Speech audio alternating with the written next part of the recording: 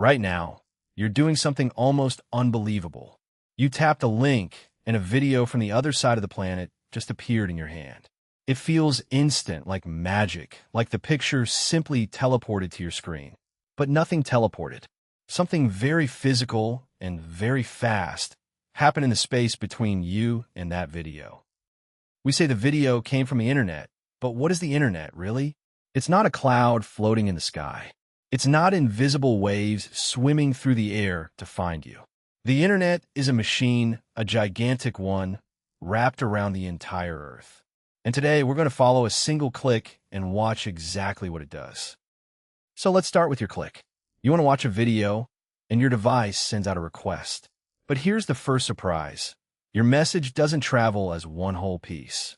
The internet almost never moves things in one big chunk. Instead, your request gets chopped into tiny little pieces. These tiny pieces are called packets. Imagine trying to mail an entire encyclopedia. You can't stuff it in one envelope, so you tear out the pages and send each one separately. That's exactly what your device does with your data.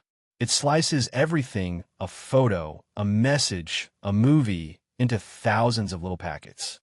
Now, a loose pile of pieces is useless unless you can put it back together. So every packet gets two crucial labels stamped on it. The first is a destination address, telling it where to go. The second is an order number, so it knows its place in line. Without these two stickers, the whole system would collapse into chaos. That destination address is called an IP address. Think of it as the exact street address for a computer, a unique string of numbers that points to one specific machine among billions. Every device online has one. Your phone has an IP. The video's server has an IP. And every packet you send carries the address of where it needs to arrive. Okay, so your packets are labeled and ready. They leave your device, but where do they go first? The very first stop is almost always a small box sitting in your home. It's your router. That little blinking gadget is the on-ramp, the front door where all your data merges onto the wider road.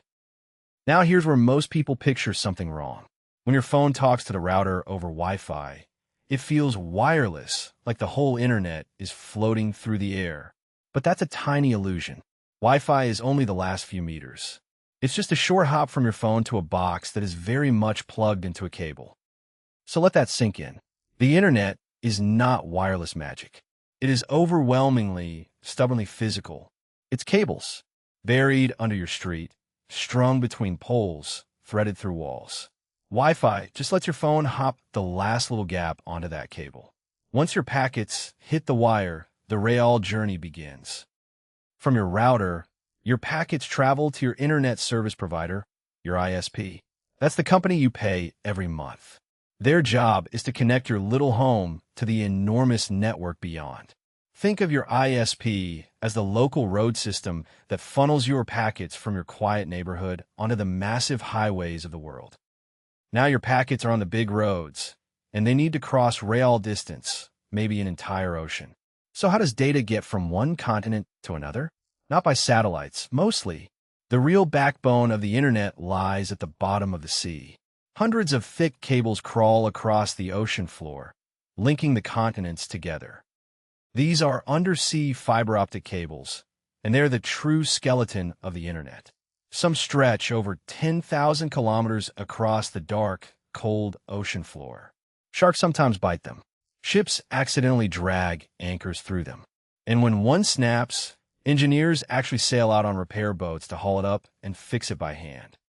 But wait, how does your data actually move through stranded glass? Here's the beautiful part. Fiber optic cable is basically a hair-thin thread of pure glass, and your packets travel through it as pulses of light. Flashes of light. On, off, blinking out your data in a code faster than you can imagine. But your packets don't fly straight to their destination in one clean shot. The path is more like a relay race. Along the way, they hit special machines called routers, the big brothers of the little box in your home.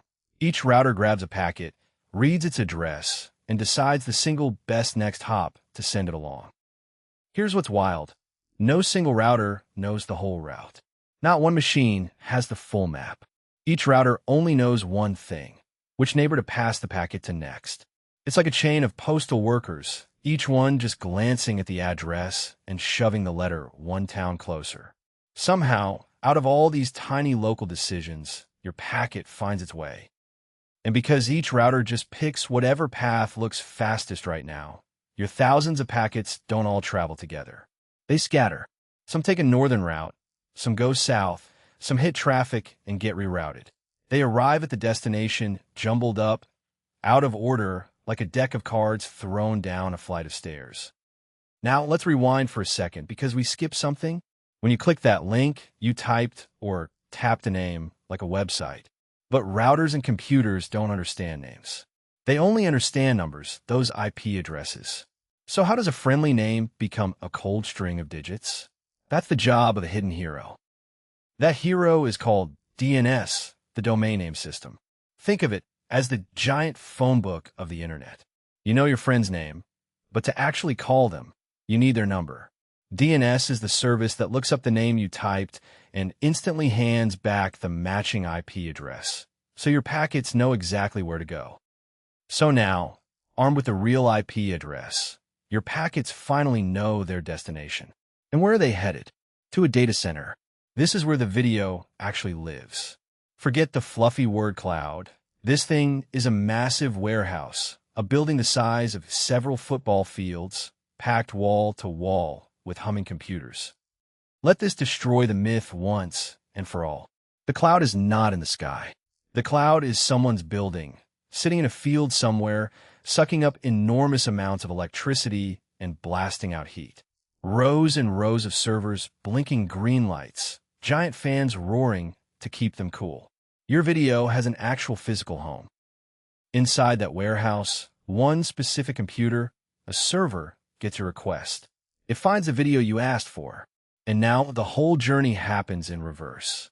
The server chops that video into its own stream of packets, stamps each one with your IP address and an order number, and fires them back out toward you.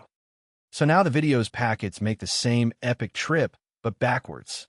Back through the data center's doors onto the fiber highways, down into those undersea cables, flashing as pulses of light beneath thousands of miles of ocean, hopping router to router, taking scattered paths, all racing to reach one place, your device. But remember, they arrive out of order and scattered. So your device does the final, crucial job. It becomes the assembler. It looks at the order numbers stamped on every packet and carefully lines them up. 1, 2, 3, 4, slotting each piece back into its correct place, rebuilding the video exactly as it left the server. And what if a packet gets lost along the way? It happens all the time. No problem. Your device notices a gap in the numbers, a missing piece, and it simply asks for that one packet again. The server resends it. This constant checking and re-requesting is why your video arrives whole, without holes, even across a messy, planet-sized network. And here is the truly staggering part. Everything we just described, the slicing, the labeling, the trip across the ocean, the router relays, the DNS lookup, the reassembly, all of it happens in milliseconds. In the blink of an eye, your request circled a chunk of the planet and came back carrying a moving picture. Thousands of packets, one perfect result. Every single click you make is a tiny voyage. Your little message shatters into 1,000 pieces, dives under oceans, races as light through glass, gets passed along by machines that have never met, and then rebuilds itself perfectly in your hand. It's one of the most extraordinary things humans have ever built, and you use it without even thinking. Pretty magical, isn't it, once you can actually see it?